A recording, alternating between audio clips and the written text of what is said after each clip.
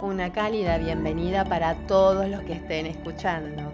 Soy Silvia Fernández, escritora y comunicadora, hablándoles desde mi Buenos Aires querido, en el barrio de San Telmo, República Argentina. Tengo el placer y el orgullo de poder entrevistar a Soje Polcaem para hablar de su magnífico proyecto, que es un mundo en sí mismo. Una persona maravillosa que va sin lugar a dudas a subyugarlos con su inteligencia y su don de gente. Un caballero. En una colaboración especial con Ediciones Digitales AAA, me dispongo a realizar esta entrevista, que será la primera de una serie continuada en el tiempo a Soje Polcaem sobre la temática más importante de su proyecto audiovisual digital, El mundo según Soje Polcaem, la filosofía. En esta serie profundizaremos en las claves de su visión filosófica y desde ella en su tradición histórica, así como en sus condiciones actuales. Sin más, damos paso al protagonista y su increíble mundo.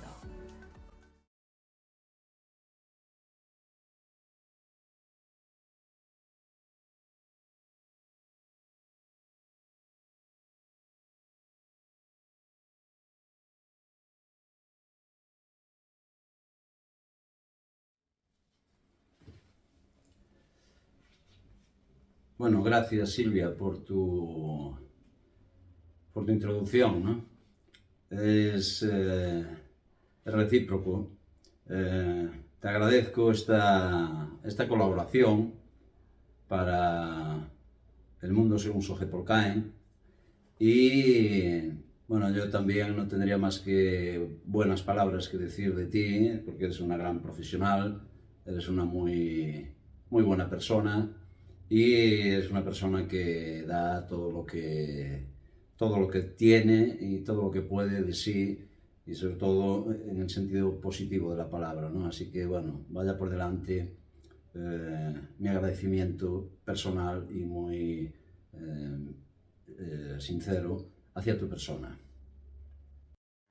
Soje Polcaem, gusto en saludarlo y tener esta entrevista. Sobre su proyecto, usted mismo asegura, tiene como grandes temáticas las filosofías, las ciencias y las artes. ¿Por qué? Bueno, sí, el mundo según Soje Polcaem pues tiene esas tres grandes temáticas, ¿no? Las filosofías, las ciencias y las artes. Bueno, eso realmente se podría decir que configura pues todo el universo del ser humano, ¿no? Aquí yo diría que pues tanto en el sentido concreto, individual, de un individuo, que necesariamente tiene que tener una filosofía, una interpretación del mundo, necesariamente vive en una sociedad en la que hay conocimientos, ciencias que repercuten en su día a día, en sus cuestiones fundamentales, y también las artes, porque las artes es también un tema vastísimo, donde se puede meter pues, el arte de la medicina, como el arte culinario, como las bellas artes, como, en fin, son tres temáticas que para mí son esenciales, tanto en ese sentido, en un sentido individual, ¿no? Y concreto de cada persona, como en el colectivo, diríamos, ¿no? Es decir, aquí pues no se da un individuo solo, ¿no? Un Robinson Crusoe, se da en el seno de una sociedad, en el seno de un colectivo, y son colectivos que normalmente se codeterminan, ¿no? De alguna manera ahí la libertad y la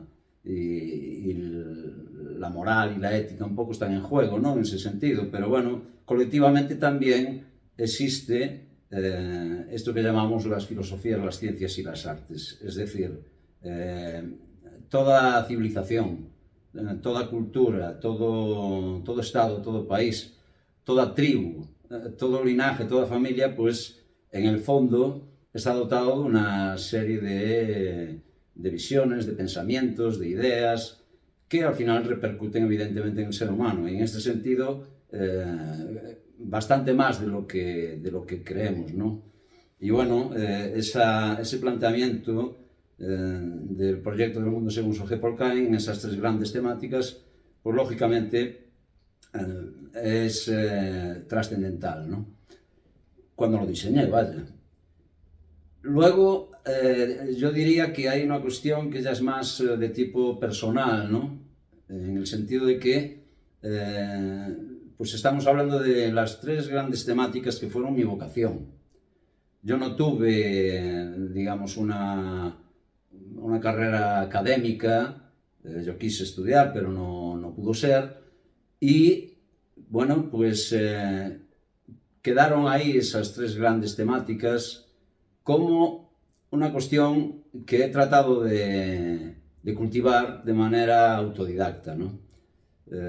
Por tanto, bueno, pues llevo toda mi vida en ese sentido, tratando de profundizar todo lo que puedo en esas tres grandes cuestiones y yo diría, bueno, diría aquí con Ortega y Gasset, ¿no? Yo soy yo y mis circunstancias, o yo fui yo y mis circunstancias, y esta segunda parte que se conoce menos de ese aforismo, cuando dice que y tengo que salvarlas a ellas para poder salvarme yo, ¿no? Bueno, pues yo en mi vida no he podido realizar esos estudios.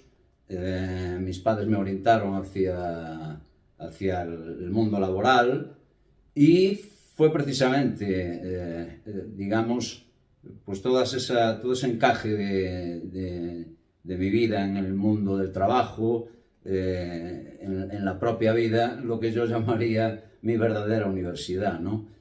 Ahí se dieron, evidentemente, pues cuestiones pues de persona, de compañeros, de las condiciones de vida y trabajo, de aspectos laborales, sociopolíticos, etcétera, etcétera, etcétera. De tal manera que, bueno, yo, de hecho, pues he tratado de comprometerme pues todo lo que pude, y ahí pues actué como persona, como trabajador, como ciudadano, como padre de familia, como individuo en el seno de una sociedad que pues cuestionaba, pues me vi, ¿no?, en ese sentido pues llevado a tener que profundizar precisamente en estos grandes temas, ¿no?, en la filosofía, en las ciencias y en las artes.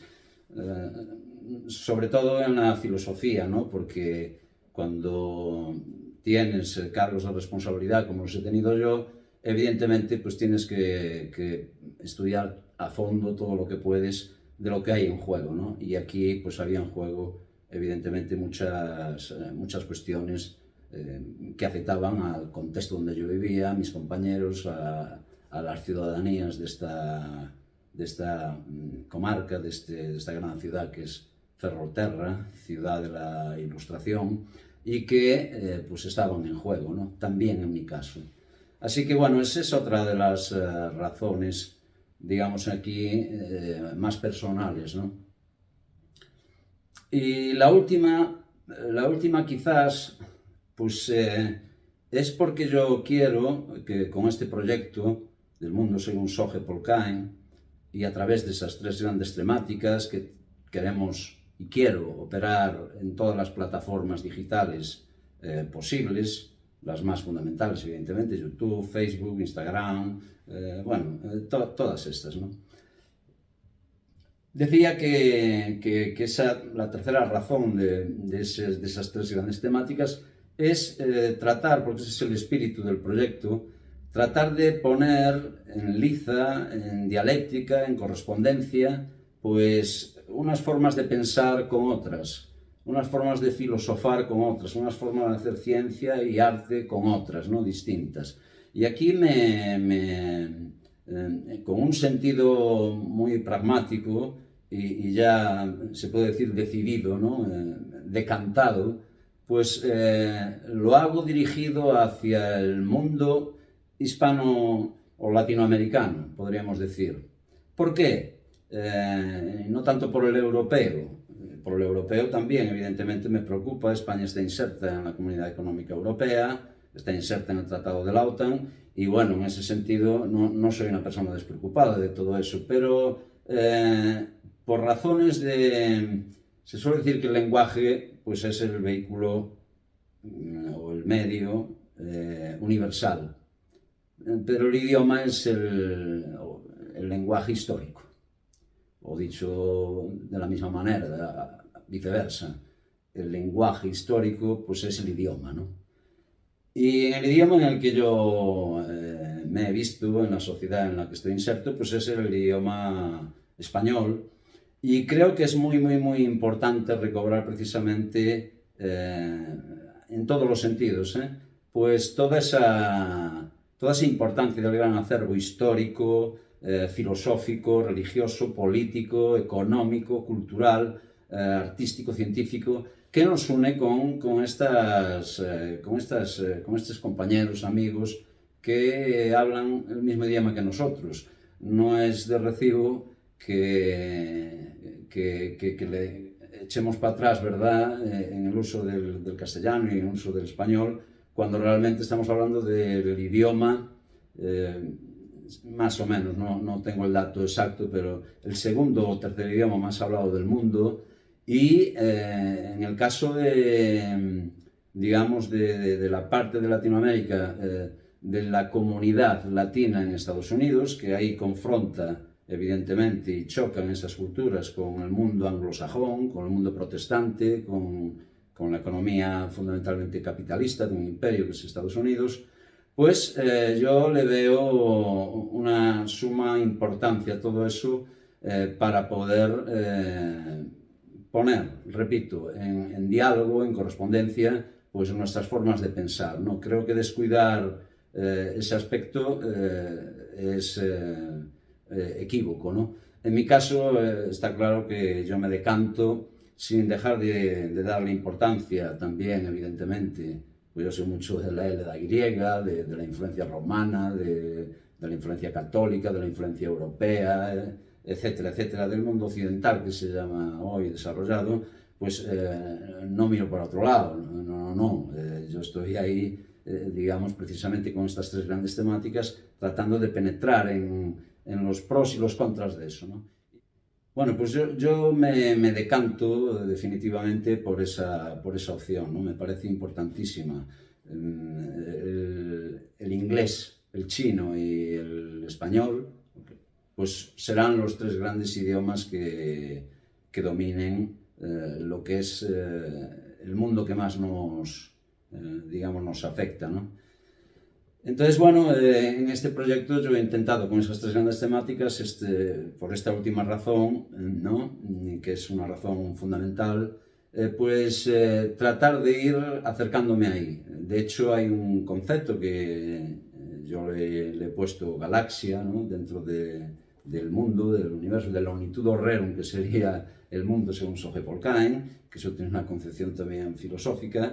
Pues inserto este asunto de las galaxias, donde ya tenemos, bueno, pues en México, en Ecuador, en Uruguay, en Argentina, en la comunidad latina dentro de Estados Unidos, y vamos a seguir, y yo voy a seguir en ese intento de profundizar y llegar un poco a más países. En Panamá vamos a poner una en marcha dentro de poco. En fin, poquito a poquito yo creo que este espíritu del mundo según Soge Polkain, del proyecto, pues esas tres temáticas son la clave esencial, ¿no?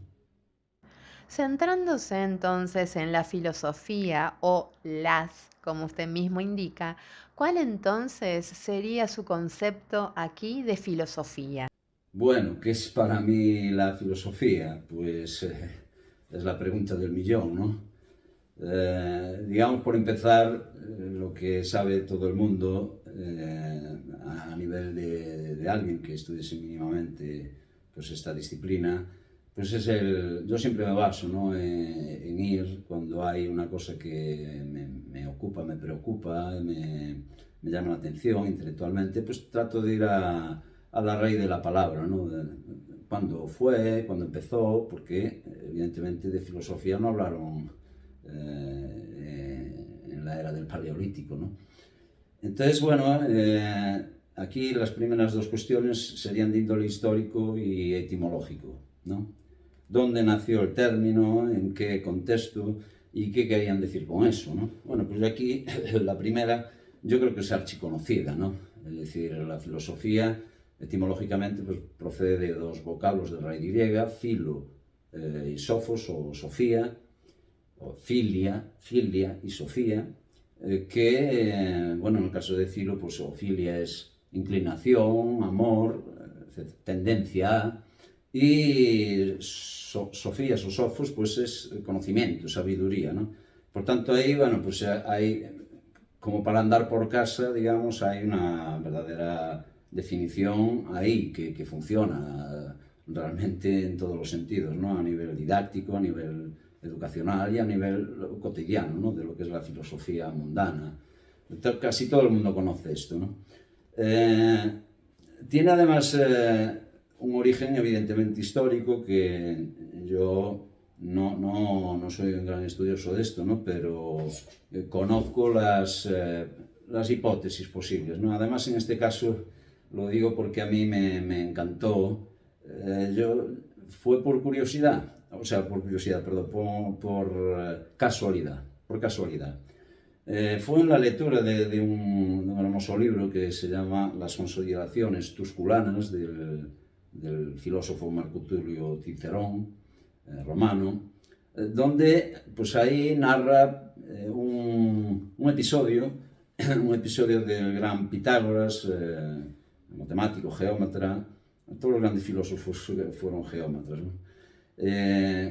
Narra ese episodio que, estando en una charla con el general León, que estaban contemplando allí unos eventos, pues el general León, un general, le decía a Pitágoras: Pitágoras, ¿es usted un sofos, un sabio? Y Pitágoras le contestó bellamente diciéndole: no, general León, yo no soy un sofos, un sabio, yo soy un filósofos, un amante de la sabiduría, un amante del conocimiento. Y esto tiene un matiz esencial, claro, porque el que se cree un sabio, pues allá él tiene un problema, un gran problema, o el que crean otros que alguien puede ser un sabio, pues tienen un gran problema, ¿no? Yo sé que esa referencia evidentemente es de uso también muy común, ¿no? Pero ahí indicaba Pitágoras que se debe de llegar al fin de tus días pues, con la cualidad o la naturaleza de ser aprendiz, de querer aprender, de tener esa actitud continua sobre el aprendizaje, ¿no? Bueno, aquí normalmente se dice que a los filósofos les gustan el olímpico aislamiento, ¿no? Y eso en parte es cierto, pero este detalle histórico parece que no es relevante, pero para mí tiene este matiz importante, ¿no? Ahora bien, no queda aquí esta cuestión zanjada, ¿no? ¿Por qué? Pues porque evidentemente pues eso es muy de andar por casa, es una definición que sirve para comenzar a introducirse en filosofía, pero la filosofía comporta y supone cuestiones mucho más trascendentales, ¿no?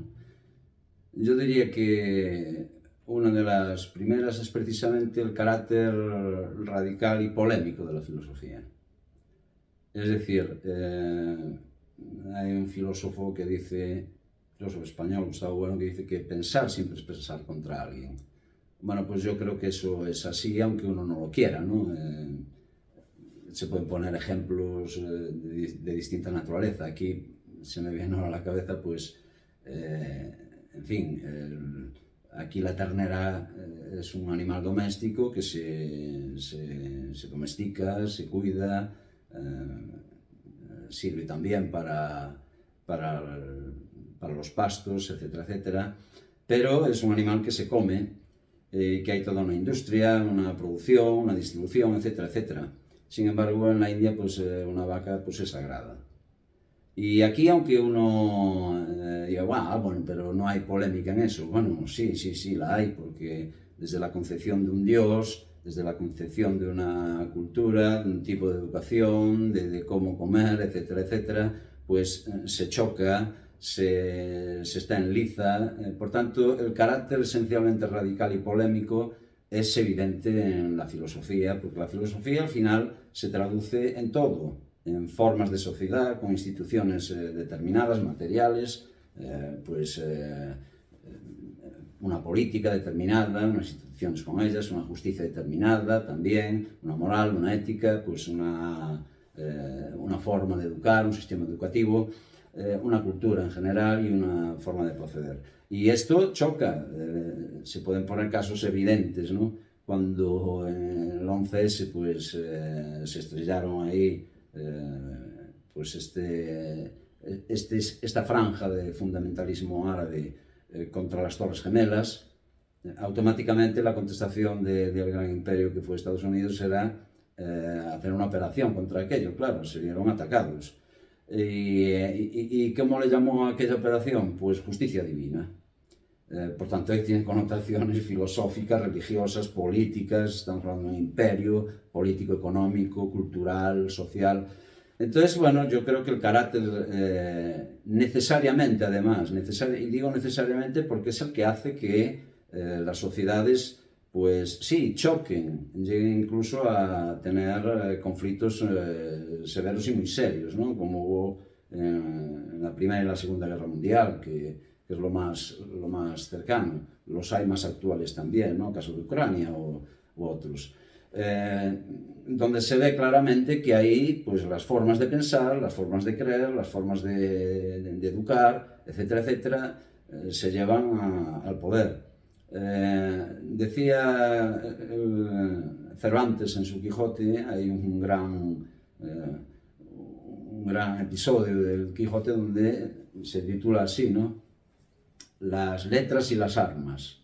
Bueno, pues las letras y las armas van juntas, no van separadas, aunque nos guste pensar que solo con la palabra, claro que se influye muchísimo, pues ese carácter polémico es uno de los elementos clave.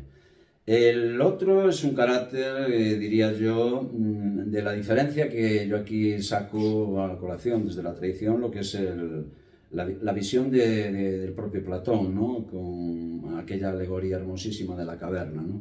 Donde más o menos se viene a decir que hay dos formas diferentes de filosofar, ¿no? Ahí estaba, claro, muy nítidamente influenciado por la contraparte que eran los sofistas, los grandes sofistas, Protágoras, Gorgias, Hipias, que filosofaban retóricamente, hacían bellos discursos para los que querían, para los jóvenes que querían estar en política, y lo mismo hacían un discurso para llegar a digamos, a una conclusión que el otro discurso para llegar a una conclusión contraria, ¿no? Por tanto, era el uso de la razón para una finalidad concreta. Entonces, Platón ahí, con la alegoría de la caverna, quería hacernos esa diferencia entre la doxa, la opinión, y la episteme, el conocimiento. La doxa, lo que conocen hoy evidentemente la gente académica, pues doxografía, filosofar con doxografía es filosofar con distintos filósofos que pueden tener diferentes visiones de la filosofía, de la vida, diferentes doctrinas, diferentes sistemas, que esto es muy importante, el término sistema, luego si tal comentaré, pues sí, se puede filosofar cogiendo aquel apunte, ¿verdad? Aquella frase, aquel aforismo de un filósofo, aquel otro, pero a lo mejor uno es materialista, el otro idealista, a lo mejor uno es corporeísta, el otro no, o igual uno es monista, el otro es pluralista, uno le ve un sentido a la vida y otro no se lo ve, etcétera, etcétera, ¿no? Platón, por la contra, decía que lo que había que buscar era la episteme, el conocimiento. Entonces, esta cuestión para mí es trascendental porque yo veo también así la filosofía, ¿no? O las filosofías. Para mí la filosofía debe de pretender, hasta donde pueda, llegar al conocimiento, ¿no? Es una cuestión evidentemente límite, muy difícil, no se puede conocerlo todo, pero ese es el intento, ¿no? Porque una opinión sin base, sin razonamiento, pues no sirve de nada. Sí, es una opinión que puede tener una persona, evidentemente, Yo opino que, bueno, se puede opinar uno que es buenísimo en esto o en lo otro y a lo mejor no es tanto. Entonces, la opinión es una cosa y la episteme es otra, el conocimiento, ¿no?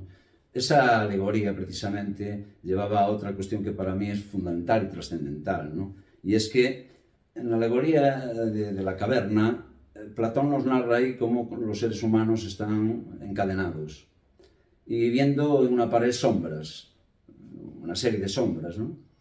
Bueno, pues creían que la realidad y que la verdad pues era aquello. Entonces uno se liberó y logró ver que detrás de ellos, porque estaban encadenados, detrás de ellos pues había un muro, detrás de ese muro había alguien que estaba sujetando pues distintos artilugios, ¿verdad? Artefactos para arrojar esas sombras, proyectar esas sombras hacia la cueva. Y se dio cuenta ahí ya de un cierto paso a, bueno, ¿qué pasa aquí, no? Pero luego siguió extendiendo la cueva hasta que llegó, digamos, a lo que era el mundo, el sol, en fin, los contrastes de la auténtica realidad. Y ahí, si no conocía la realidad, la verdad, al menos ese paso contribuyó a vislumbrarla mejor.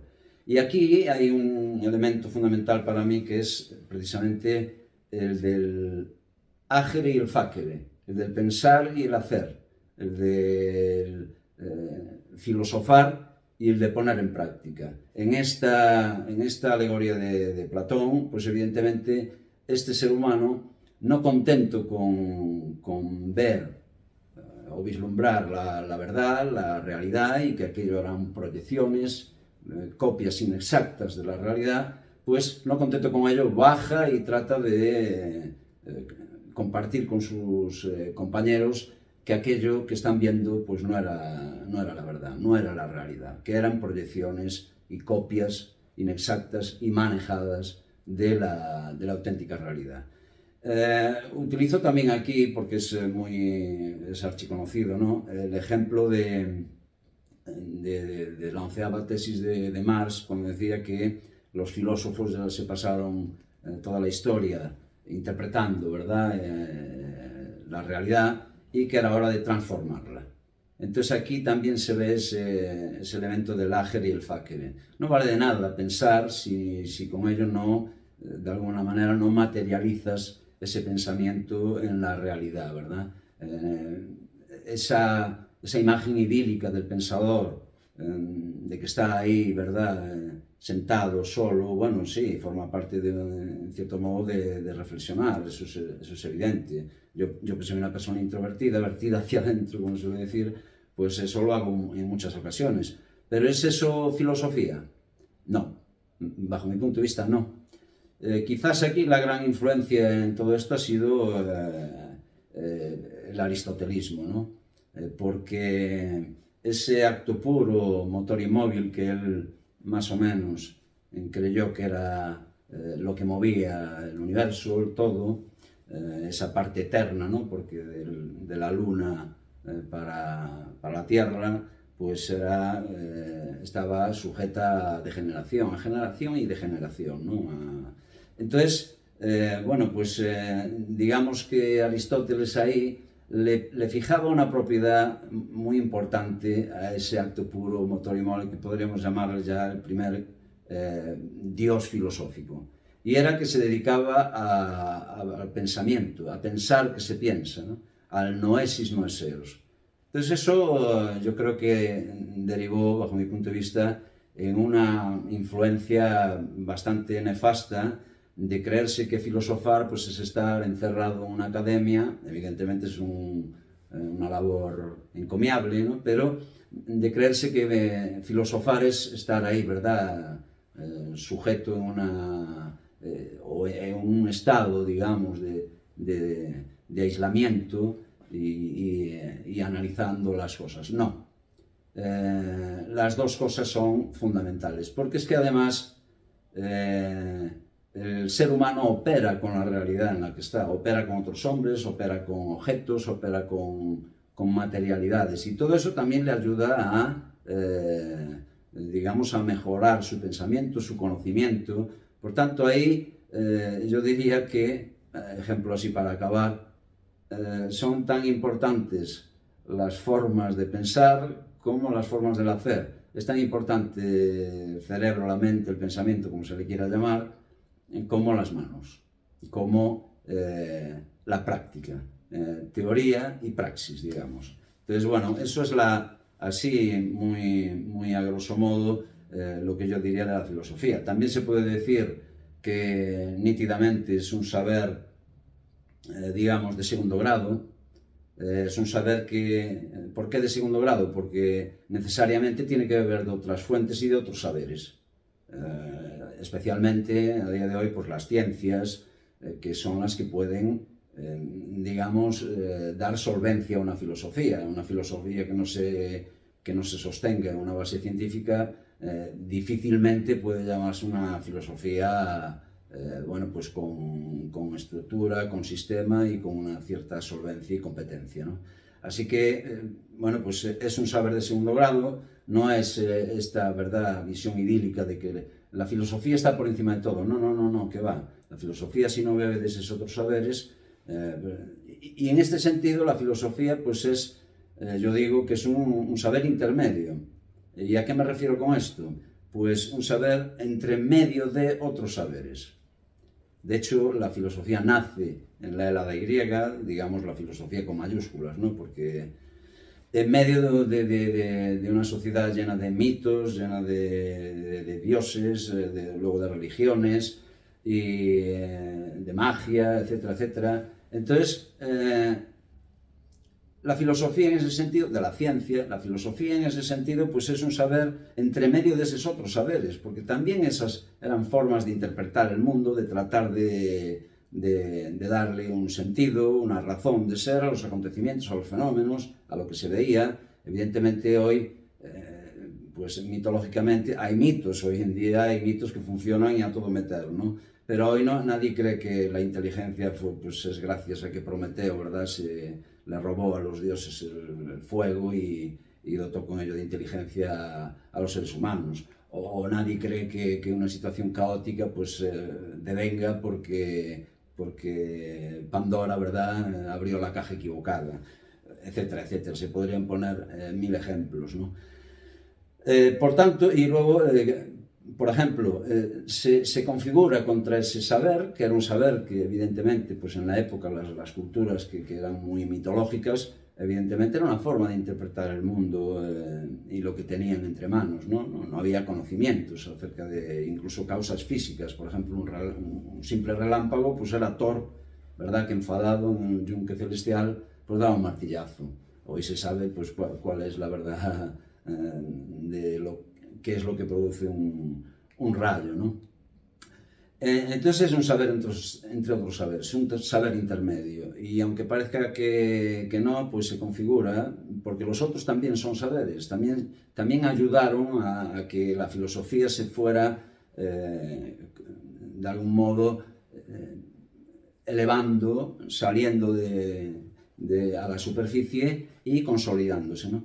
Se confronta también con las religiones, pero esto no quiere decir que no haya en este sentido influencias enormes. Es decir, por ejemplo, por poner el ejemplo más que a mí más salta siempre a la cabeza, pues Santo Tomás de Aquino cogió todo el gran órgano de lógica de Aristóteles, y que eso fue un monumento a la razón, a la forma de razonar, a la forma de hacer proposiciones, etcétera, etcétera. El principio de identidad, el principio de contradicción, el tercero excluso, etc. Pues Santo Tomás cogió toda ese gran magna obra del órgano de Aristóteles, que era una obra basada en el razonamiento, en la razón, pero para demostrar lo primero, que Dios existe. Que Dios existe y que es el primer analogado, que es la causa sui, etcétera, etcétera. Bueno, evidentemente el saber filosófico, en cierto modo, se configura contra el saber religioso, pero tienen sus influencias, como está viendo aquí. Ojalá muchos filósofos de hoy pudieran hacer obras tan inmensas y racionales como lo fue la Suma Teológica de Santo Tomás de Aquino, ¿no? Por tanto, bueno, pues es también, por último ya, porque creo que se podría adjetivar de muchas maneras y definir de muchas maneras lo que es filosofía, pero para mí es un poco el conjunto de todas estas, y perdón por la extensión en la respuesta, ¿no? Bien, ¿cuál diría usted que son las coordenadas? La estructura general de la suya en concreto. ¿Podría definirla con las dificultades que ello comporta? Bueno, sí, pues es una pregunta compleja, pero ya va más, digamos, a lo concreto, ¿no? ¿Cómo definiría yo lo que es mi filosofía? Bueno, pues yo pienso siempre desde la tradición y en todo caso pues elijo lo que me parece más adecuado, ¿no? Y en términos filosóficos pues aquí hay, digamos, varios asuntos que están en juego, ¿no? Y que conllevaron pues si podemos hablar de la filosofía como una gran corriente, ¿verdad? Como un gran río que dio sus frutos hasta hoy, pues también podemos hablar de distintas corrientes, distintas doctrinas, distintos sistemas, etcétera, etcétera. Yo me adscribo claramente en ese sentido pues a lo que se llamaría materialismo versus idealismo. Y generalizo un poco más materialismo filosófico porque digamos que yo he visto en los filósofos que lo eran, que ahí también hay evidentemente chance para poder hablar de si Platón era materialista o era idealista. Bueno, hay filósofos que, porque aquí hay una distinción que no es, digamos, de compartimentos estancos, ¿no? Pero sí yo me decanto por el materialismo como opción. Y la trayectoria de esa gran corriente materialista pues viene de los primeros, de los atomistas, ¿no? De Demócrito y Leucipo, que creían que todo eran átomos, más o menos más sutiles o más groseros y que configuraban al final pues todas las formas de la realidad, ¿no?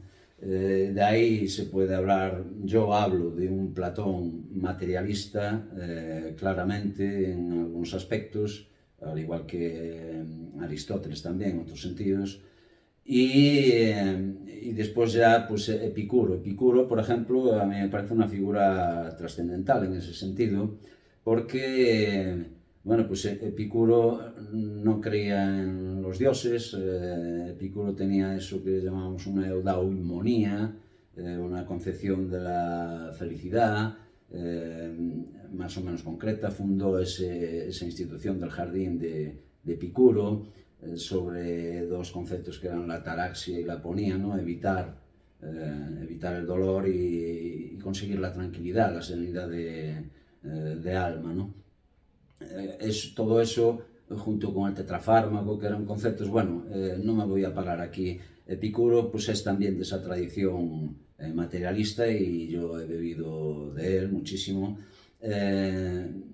Y luego, pues, yo que sé, Holbach, Marx y hoy para mí el gran, no el único, ¿no? Pero el gran ejemplo que podríamos poner es precisamente un gran filósofo español que es Gustavo Bueno, que se dotó de un sistema, que esto es muy importante, puede parecer ridículo, pero decía Ortega y Gasset que es una indecencia no tener un sistema. Sí, se puede tener una filosofía y tal, lo que hablamos un poco antes, ¿no? Pero lo mejor es tener un sistema, es decir, no una gran caja de herramientas, una gran caja conceptual, estructural, solvente, un edificio, una arquitectónica filosófica para poder interpretar la realidad, para poder conocerla mejor y para poder hacer proposiciones sobre todos los asuntos que conlleva, ¿no? Con lo cual, bueno, yo me inscribo en esa corriente, en la corriente materialista versus el idealismo. Y aquí voy a poner un pequeño ejemplo porque suele dar a confusión, ¿no? Es decir, materialismo e idealismo en el lenguaje común cuando uno está en una tasca bebiéndose con sus amigos, bueno, y ahora que lo digo, pues me vais a permitir fumar un cigarro, pues materialismo e idealismo en el lenguaje cotidiano pues se entiende, ¿verdad?, como pues el materialista, una persona, un ser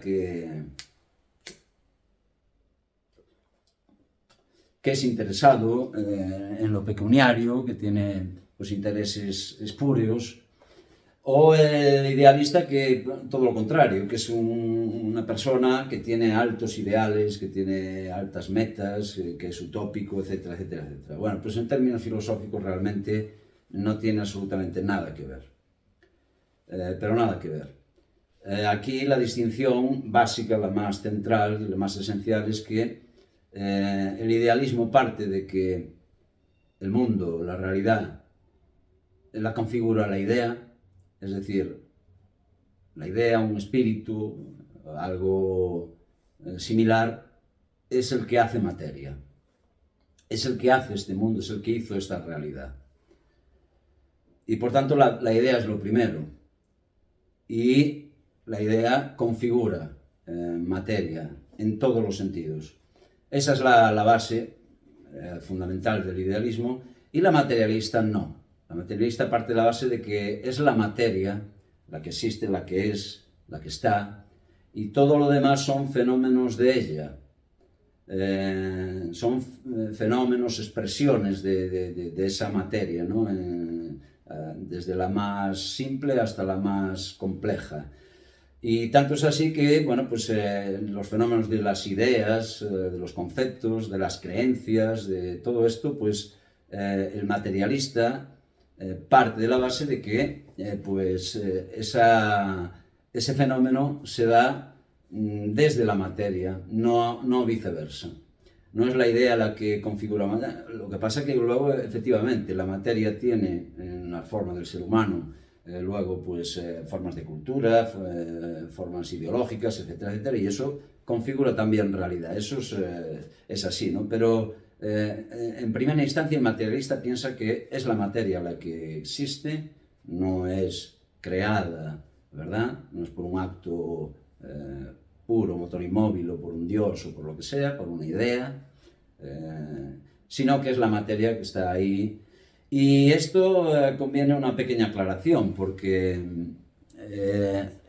se suele, bueno, de hecho hubo materialistas que se podían llamar así groseros, ¿no? Y se les acusaba por los idealistas de groseros, ¿no? ¿Por qué digo esto? Porque el materialismo no es un corporeísmo. ¿Qué significa esto? Pues significa que hay realidades que son incorpóreas, una idea, precisamente, una creencia, no son corpóreas.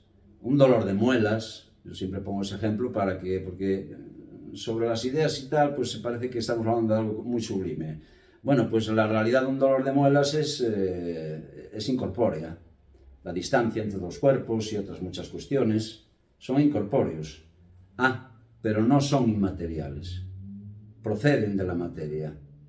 Por tanto, para tener esa alarma de un dolor de muelas, ¿verdad? Pues es necesario tener una muela, tener unos nervios que excitan la zona, pues porque hay una infección, por esto y por lo otro. Pues eso, traducido a Román Paladino, significa que una cosa es ser materialista y otra cosa es ser corporeísta o no. El materialismo, al menos al que yo me ascribo, no es un materialismo corporeísta. Hay cuerpos, evidentemente, el ser humano, pero hay realidades que no son corpóreas, que no son cuerpos, pero que son reales. ¿Y de dónde proceden? Proceden de la materia. Tienen su origen en la materia, no viceversa. El dolor de muelas no es el que hace a la muela y al nervio. El dolor de muelas es la resultante final, pues, de una situación material, orgánica, que conlleva eso. Pues expresado con este ejemplo quizás burdo, pero llevado a los más elevados, que son las ideas, las ideologías, las doctrinas, las formas de ver, las creencias, pues pasa lo mismo. Son materiales. De hecho, y tanto que lo son, que son las que construyen luego instituciones materiales, como pueda ser, pues eso, una iglesia o una forma política. Por tanto, bueno, pues yo diría que mi filosofía es básicamente de estirpe materialista. Luego trata de ser de estirpe sistemática también, es decir, trata de tener una gran caja de herramientas, bebiendo de todas las disciplinas, de todas las ciencias posibles, de la propia tradición filosófica, de las artes, de esto y del otro, pues para poder tener, pues eso, una gran caja de herramientas, una gran disposición de medios para poder analizar las cosas y llegar a conclusiones y hacer, y poner en práctica. Entonces, sí, soy materialista en ese sentido, soy sistemático, trato de ser sistemático, no de ser luego esa diferencia que yo decía de episteme y doxa. A mí no me gusta tener solo una opinión por tener, sino que prefiero el conocimiento, la episteme. Y en definitiva, bueno, pues hay muchas cuestiones que podrían comentarse aquí, pero quizás sería muy enredado, ¿no? Por ejemplo, estas dialécticas, estos debates importantísimos entre el monismo y pluralismo, es decir, la realidad está toda conectada con toda, eso es ser monista. Bueno, pues yo creo que no, yo me quedo con ese concepto de simploqué de Platón, de que no todo está conectado con todo. Hay algo conectado con algo, y hay conjuntos conectados unos con otros, con partes, hay todos y partes, pero no todo está conectado con todo. Es decir, un poema, un bello poema, pues no está conectado con la galaxia Andrómeda, aunque pueda parecer. Hay precisamente un magnífico episodio, ahora que recuerdo, de Gustavo Bueno y Severo Ochoa, científico, donde Gustavo Bueno le decía a Severo Ochoa, este libro que tengo es un libro de poemas, ¿qué es? Y Severo Ochoa, pues premio Nobel en química, dice, bueno, si se lo quema, si se lo reduce a... es pura química, es química. Bueno, eso es una visión reduccionista de la ciencia, ¿no? Que la ciencia también debate con la filosofía, y hoy por hoy pues son dos grandes disciplinas que están ahí a ver quién impera, ¿no? A ese planteamiento de Severo Ochoa, pues una gran ocurrencia de Gustavo Bueno, pues le contesta, ¿no? En reacción. Dice, entonces los versos que hay aquí en este poemario enlazan por enlace covalente. Bueno, me da un poco la risa o la sonrisa, porque eso es así. Es decir, monismo, pluralismo, monismo, discontinuismo, esto es una cuestión también esencial en cuanto a mi filosofía.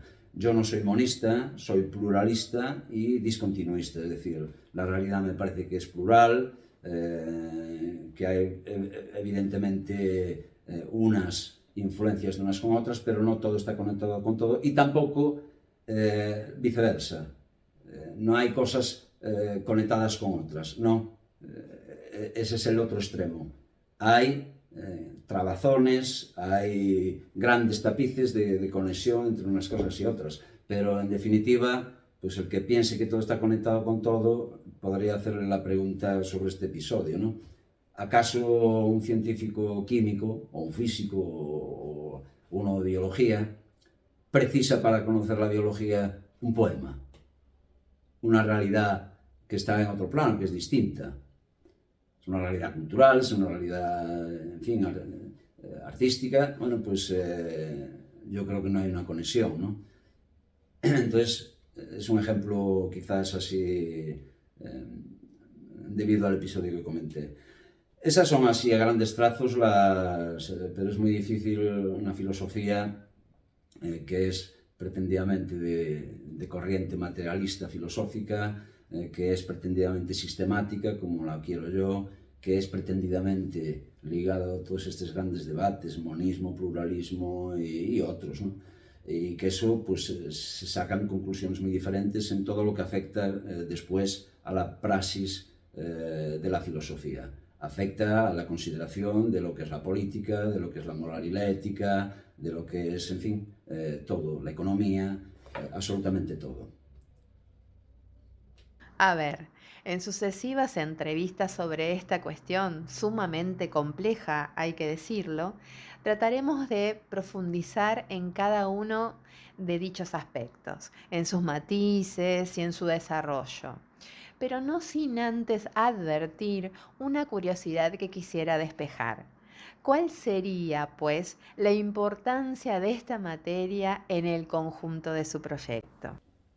Bueno, pues la importancia de esto en mi proyecto, de la filosofía, pues toda. Toda es central, ¿no? El proyecto tiene un elemento personal e incluso familiar, son razones de tipo vocacionales, ¿no? Van ligadas a ese doble concepto que utilizo en El mundo según Sophie Polkain. El mundo es un elemento fundamental y Sophie Polkain también lo es, ¿no? Esa especie de cambio de nombre que ahora explicaré. Pero la filosofía, ciencias y artes en particular, pues es fundamental y trascendental en esa otra parte que no es personal y familiar, ¿no? Primero, porque es una vocación que ya digo que tuve siempre desde bien joven, ¿no? Pero de cara a lo que es el proyecto en sí, yo veo en este nuevo mundo pues las redes sociales como algo fundamental, como algo que va a ser, en cierto modo, la palestra de juego en la que nos movamos todos. De hecho, ahí hay también unas luchas importantes con lo que fueron y son los estados-nación o los grandes espacios geopolíticos, con las grandes compañías que son las que dominan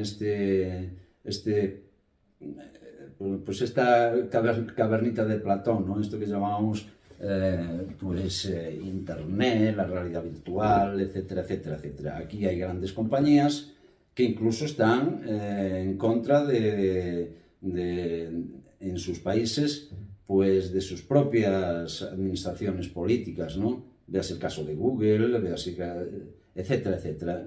Yo pondría Silicon Valley como el ejemplo de esta nueva forma de querer gobernar, de querer administrar, gestionar el mundo a través de las redes sociales, a través de Internet, a través en fin, de todos estos avances, ¿no? Que se ven como avances y que tienen sus cosas positivas.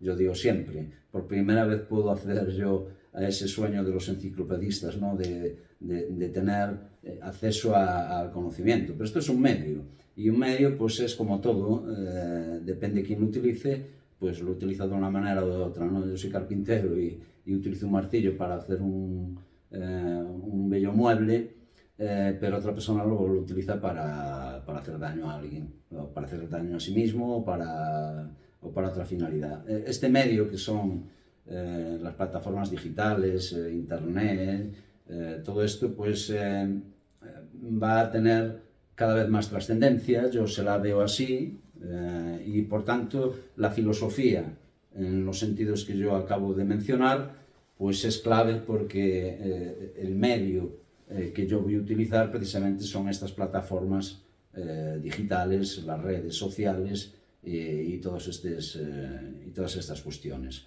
Así que es fundamental y trascendental la filosofía y también las ciencias y las artes en este proyecto del mundo según Sophie Polkain. Decía que el proyecto tenía dos conceptos muy importantes, el del mundo y el de Sophie Polkain. El del mundo tiene una doble acepción, ¿no? Todo el mundo cuando nace tiene un mundo, su mundo, el mundo que le rodea, que son sus papás, su familia, el barrio donde vive, sus amiguitos, etcétera, etcétera, ¿no? Incluso yendo más allá, pues eso que se llama en la tradición el omnitudo rerum, todo lo que te rodea, ¿no? Bueno, pues eso es tu mundo, ¿vale? Pero luego yo tiene otra concepción que aquí la saco de tradición filosófica alemana, de Wilhelm Dilthey, que hablaba de la Weltanschauung, de la visión del mundo. Para mí, este epígrafe del mundo según Sophie Polkain, el mundo tiene esa otra concepción. ¿Cuál es mi visión del mundo? ¿Cuál es mi mapa mundi? ¿Cuál es la interpretación que yo hago precisamente del mundo y cómo la desarrollo yo, la analizo y la pongo en práctica? Esa otra parte, pues es también evidentemente personal, pero tiene mucho más de elemento colectivo, de elemento histórico, de elemento político, económico, etcétera, etcétera, etcétera. La primera es muy personal, incluso familiar, ¿no? Y el tema de Soje Polkain, pues, en el cual también la filosofía, aquí más las artes, ¿no? Digamos, porque deviene de la poesía.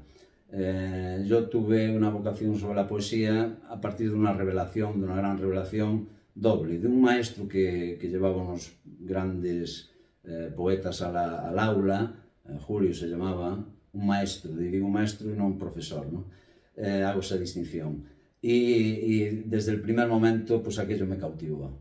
Me cautivó y me hizo enamorarme de la poesía, pero bueno, yo empecé a hacer incluso mis primeras incursiones en hacer poemas y eran realmente ridículos, pero bueno, tenían lo positivo de que eran genuinos, porque los hacía una persona joven, había mucha emulación, mucha imitación, como es lógico. Y luego está, pues, un poco la otra parte, ¿no? de esa vocación. Y es que yo conozco ahí la figura de Fernando Pessoa, que me transformó, radicalmente me transformó. Y en ese terreno, especialmente en el de la poesía, pero estamos hablando de un caso excepcionalísimo, que es un poeta filósofo, un poeta cuyo elemento más considerable, para mí, más importantísimo, evidentemente su obra, porque tiene una obra magna, donde las haya, es el gran poeta portugués, luso por antonomasia, y tuvo muchísima influencia en la época de la vanguardia, ¿no? Bueno, pues este poeta, Fernando Pessoa, tiene 70 y tantos heterónimos, es decir, construyó en su imaginación y a través de la poesía 70 y tantas vidas distintas, con las cuales pues, tenían fecha de nacimiento, tenían un contexto vital, existencial distinto, poetizaban de manera diferente, filosofaban de manera diferente. Yo soy de los que digo que la poesía es filosofía en versos, ¿no?